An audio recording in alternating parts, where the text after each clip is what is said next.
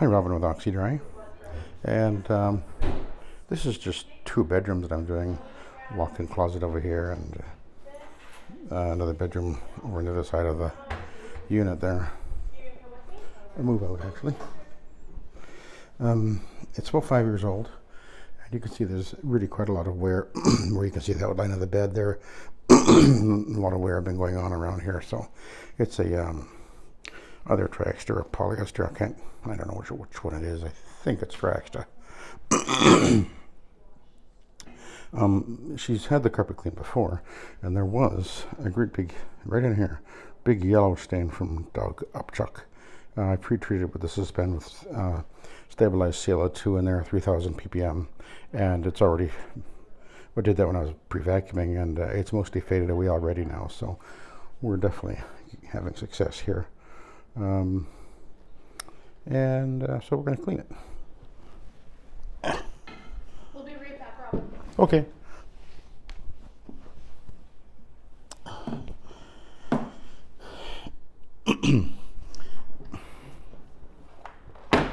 There's actually no visible soiling on this carpet at all, so it's kind of nice.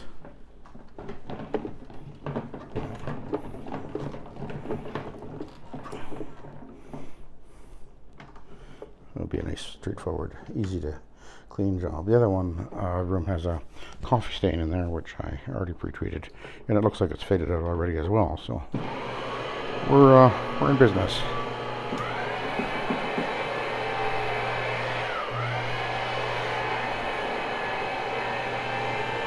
And away we go.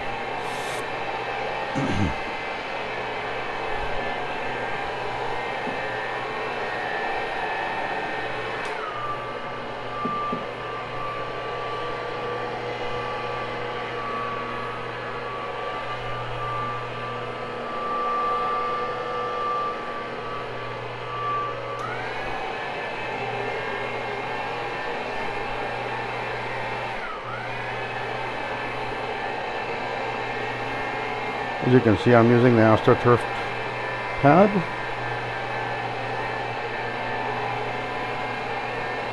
So this will be a single step clean.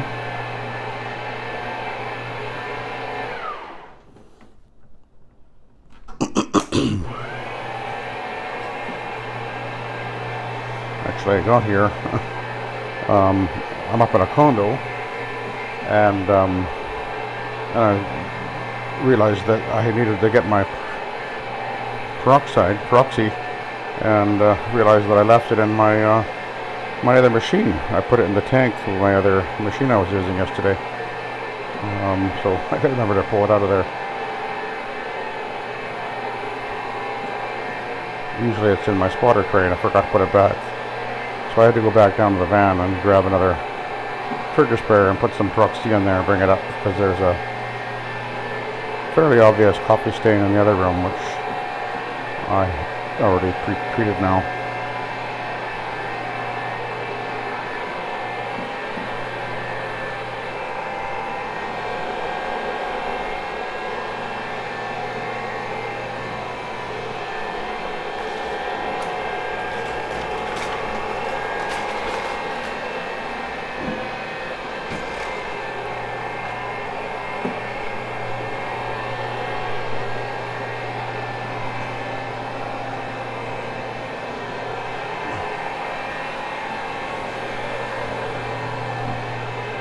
Easy to do that.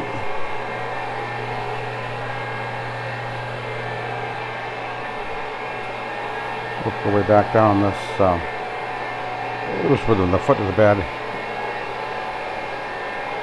So a few years of walking back and forth here has distorted the pile of the carpet a fair amount. There's a little doggy in here too. He's a nice little guy.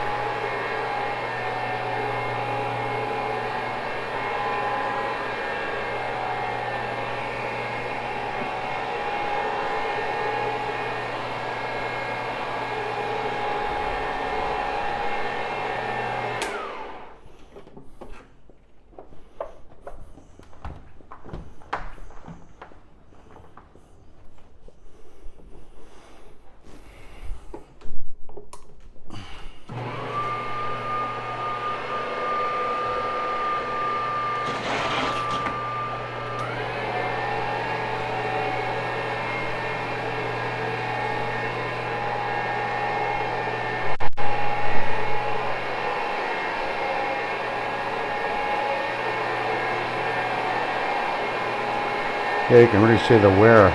This path through the closet into the bathroom, it's very crushed down the pile of the carpet. One of the factors that will affect that, of course, is the weight of the person. So if you've got a person who's 300 pounds, that'll be a lot more stressful on a carpet than someone who's 150 pounds.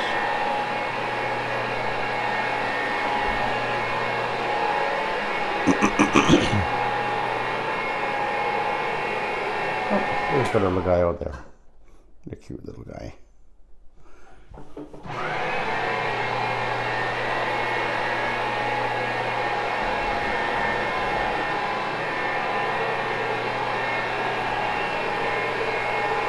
Okay, we'll kind of work my way back out of here, going over the traffic area one more time. The nice thing about using the AstroTurf is that it does have the scrubbing strips on there, and it really does help to scrub the pile and lift and separate the yarn a little bit. So it seems to work really well, actually.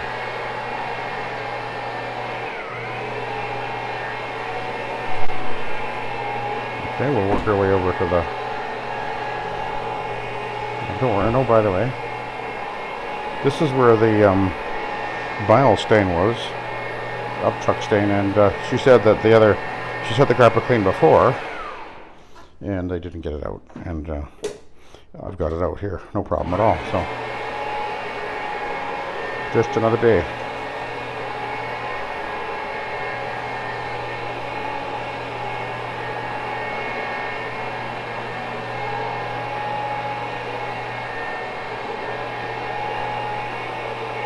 Okay.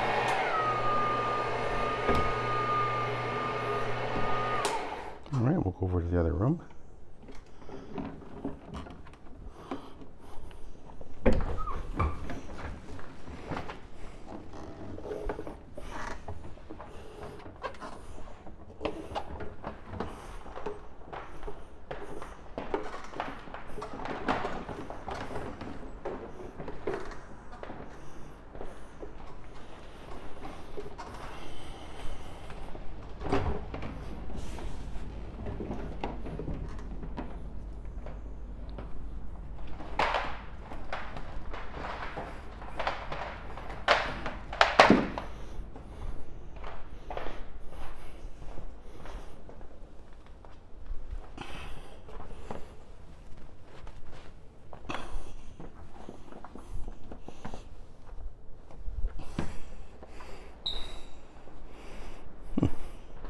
A little more soiling on there than I expected. It looked like that. Interesting. Okay, so we'll do this room. Now the coffee stain was right about there. And it was pretty obvious, and now it's gone. So there you go.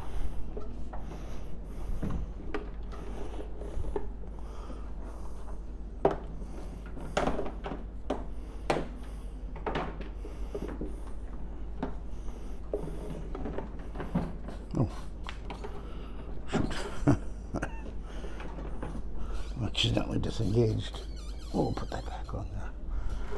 We'll hook into the hub and the clutch like that.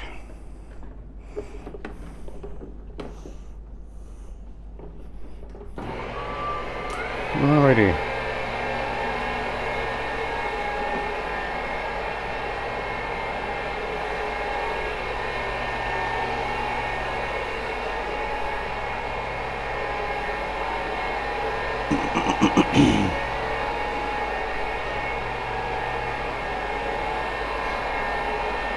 You know, it's actually quite often that I get in to do a job where the people will tell me that they've had the carpet cleaned before and there's some stain of some sort, you know, either an animal stain or coffee or whatever, or who knows what it's.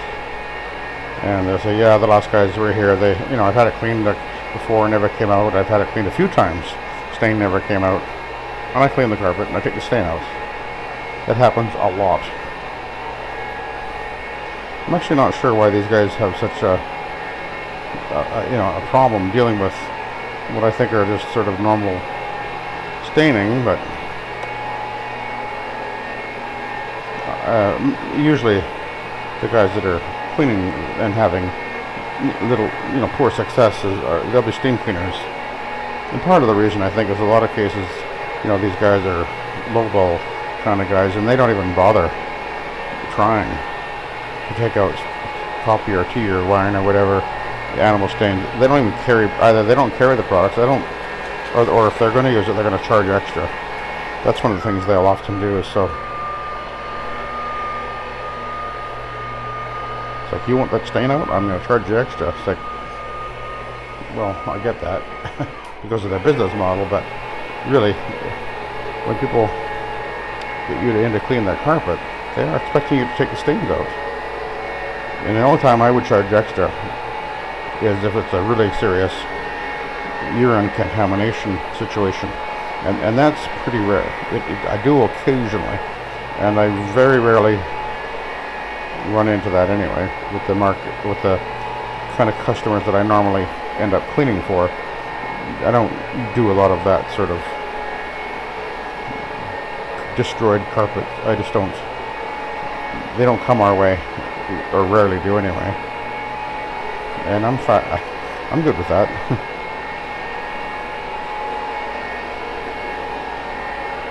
Remember, particularly back in the beginning when we began, and I was $15 a room, I would get the worst carpets you could imagine. It was just incredible. But as we went up in price and added to our service, one of the interesting things that began to happen is that the customers that would call us were people that actually cared about their carpets, and they weren't people that were destroying their carpets and abusing them, and the rental crowd began to realize that I was doing far less of that type of customer and more of the high end, which is I think as an owner-operator is really where you would ideally want to go as far as your business model, because if you're going to be an owner-operator, you want to do the maximum return on your effort per job, and you won't get that by trying to be a high volume, low ball price kind of a guy. That will, you'll be constantly just running with your head cut off, like a chicken with your head cut off, trying to do enough volume. And because this type of method, you can't do it quickly. You can't do it as fast as the truck mount guys. It just can't be done. Oh, I just see another. Oh, I see another stain there.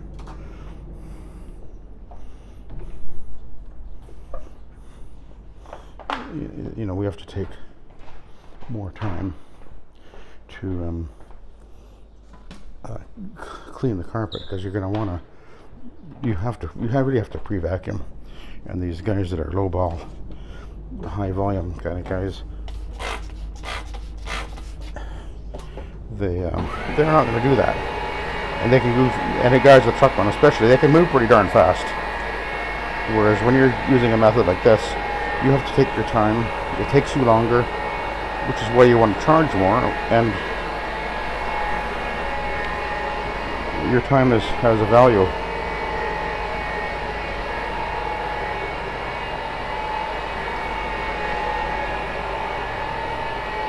Okay, we're going to work our way out of here.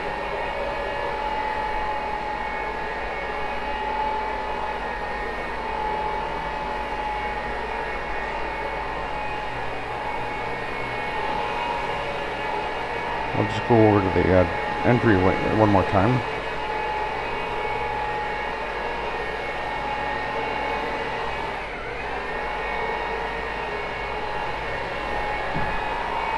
And then we'll take a look at the pad.